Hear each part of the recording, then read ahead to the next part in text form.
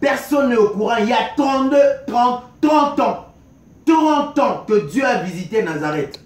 Pendant ces 30 ans-là, le monde a toujours une impression très négative par rapport à Nazareth. On ne voit rien à Nazareth. Mais Nazareth a été visité. C'est la même chose. Pendant que Dieu a pris David, il l'a introduit dans la forêt, Dieu était en train de construire ce garçon. Quand Dieu a visité David, personne n'était au courant. Garde ta visitation. Alléluia. Amen. Quand Dieu te visite, garde ça. Tu ne peux pas exposer au monde que Dieu t'a visité. Tu dois d'abord cacher cette visitation. Mûrir cette visitation. À un certain moment, au moment opportun, tu vas apparaître pour démontrer que tu as été visité. Nazareth, maintenant, il démontre sa dimension.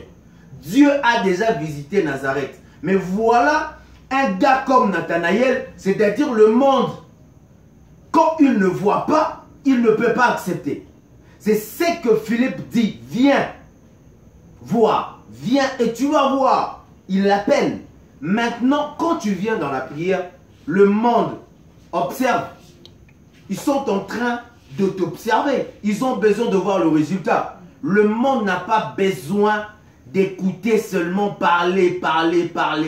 Non. Le monde a besoin des actions concrètes. On doit voir le concret. Alléluia. Tu vas prier Dieu, mais où est le concret de ton Dieu? Où est ce Dieu-là? Le monde a besoin que tu puisses prouver. Tu dois prouver au monde que tu n'es plus la même personne. Hier, tu n'avais pas Dieu. C'était différent. Nazareth, hier, ne représentait rien. Mais aujourd'hui, Nazareth a été visité. Il n'est plus le même Nazareth. Il y a quelque chose qui est entré. Il y a la lettre H qui est entrée à Nazareth. Alléluia. Le Christ est entré à Nazareth. Son identité a changé. Tu n'es plus Abraham, mais maintenant tu es Abraham. Parce qu'il y a la lettre H qui est ajoutée. C'est-à-dire, le Christ est entré dans ta vie. Ta vie doit changer. Automatiquement, tu dois présenter au monde quelque chose de nouveau. C'est que le monde n'a jamais écouté. C'est que le monde n'a jamais vu. C'est une démonstration.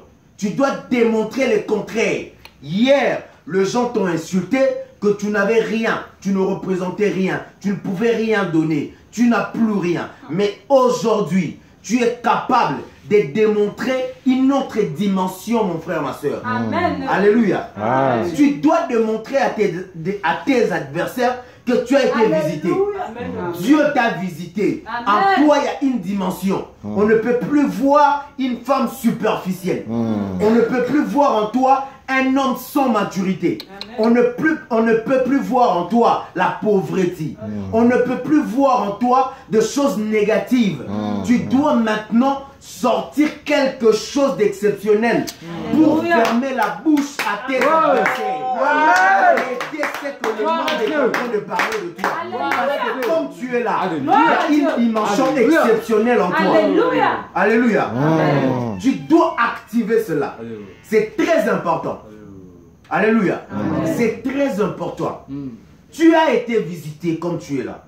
Je te rassure que Dieu est dans ton corps. De prière, de délivrance. À chaque fois que nous sommes ici, Dieu est en train de faire quelque chose. Dieu ajoute quelque chose dans ton corps. Comme tu es là, tu n'es plus la même personne. Dieu t'a visité. Dieu a introduit en toi une dimension extraordinaire.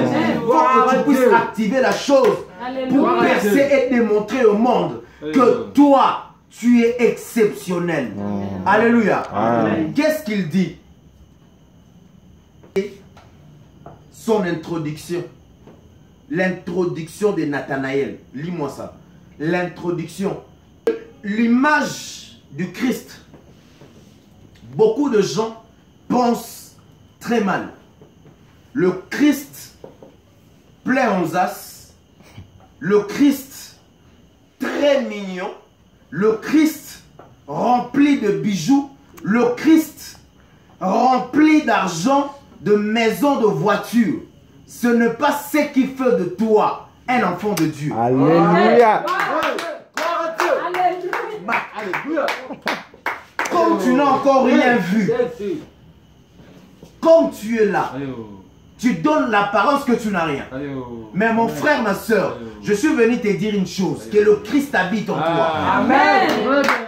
La petitesse, quand tu te sens que tu n'as rien, cette petitesse-là, c'est ça la grandeur.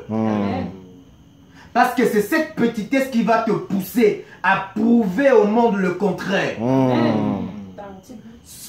Le problème, c'est quoi? La petitesse ne peut pas te rendre faible. Tu ne peux pas devenir complexé par rapport à ton état. Au contraire, cet état te pousse à chercher la face de Dieu et te montrer au monde que tu n'es pas ce qu'eux ils sont en train de croire. Alléluia. Amen. En toi, il y a une dimension, mon frère, ma soeur. Tu n'es pas une terre sec. Tu as été visité. Jésus est sorti d'une terre qui n'a pas de sens pour troubler le monde. Ton état de sécheresse, ton état de pauvreté, en réalité, ce n'est pas la pauvreté. Il y a la richesse qui est en toi, mais Dieu veut démontrer au monde qu'un homme qui n'a rien est capable de faire de grandes choses. C'est-à-dire, Dieu peut te prendre dans la poussière et te lever, et tu deviens puissant. Alléluia. Alléluia. Il est dit, c'est que... En fait, Jésus était en train de parler autre chose. Et directement, il a changé de sujet. Il dit, il a glorifié Dieu de ce que tu as caché aux sages et aux intelligents. Les choses que tu as cachées aux sages et aux intelligents, tu les as révélées aux enfants le plus petit. C'est-à-dire, un enfant, c'est quelqu'un qu'on ne considère pas. On ne peut pas donner de valeur à un enfant. La valeur, on ne donne pas à un enfant. Parce qu'on ne peut pas remettre à un enfant des responsabilités. On ne peut pas remettre à un enfant de charges parce qu'il sera incapable. Mais voilà ce que Dieu fait. Ton état, tu n'as rien, tu n'apparais pas, tu n'as rien. Mais Dieu a mis en toi la révélation. Tu peux manquer l'argent, tu peux manquer tout. Mais en toi, il y a la révélation. Active cette révélation et tu verras ce que Dieu va faire. Le peu de paroles, le peu que tu as, c'est ce qui est important. Le peu que tu as, travaille avec ce peu-là. Et tu verras comment est-ce que Dieu va multiplier les choses qui sont en toi. Et tu deviendras puissant. Tu deviendras une femme forte. Tu deviendras un homme fort. Et le monde va s'étonner. Parce qu'il y a quelque chose que Dieu a posé en toi. Tu pleures aujourd'hui, en train de pleurer. Tu pleures parce que tu es Nazareth. Tu pleures parce que Nazareth, il n'y a rien. Tu pleures parce que Nazareth, il n'y a aucune célébrité. Tu pleures parce qu'il n'y a aucun grand. Aucune personne n'a réussi dans ta famille. Tu pleures parce que tu ne vois rien. Tu pleures parce que tu n'as pas l'argent. Tu pleures parce que tu es orphelin, orpheline. Tu pleures parce que jusque-là, tu ne vois rien. Mais je te dis... Même Nazareth, pendant que Jésus était là, Nazareth, lui-même, il est distrait. Il ne sait pas qu'il a été visité. Pendant 30 ans, il a déjà reçu la visitation. Mais Nazareth est distrait. Il ne comprend pas que sur moi, il y a quelque chose qui vient de naître. Et cette chose-là va changer l'histoire de Nazareth. Nazareth est devenu populaire. Nazareth qu'on a négligé. Jésus, Dieu a pris ce nom et il l'a collé avec son nom. On l'appelle Jésus-Christ de Nazareth. Nazareth a été élevé. Je suis en train de te dire, toi, terre desséchée, tu n'as rien, mais ta pauvreté, ta petitesse, Dieu va prendre ton nom. Il le colle avec son nom. Tu seras Dieu est avec toi. Dieu est avec toi. Dieu te rassure que comme tu es là, il a porté ton nom. Il va t'honorer. Peu importe ce que tu as. Peu importe ce que tu es.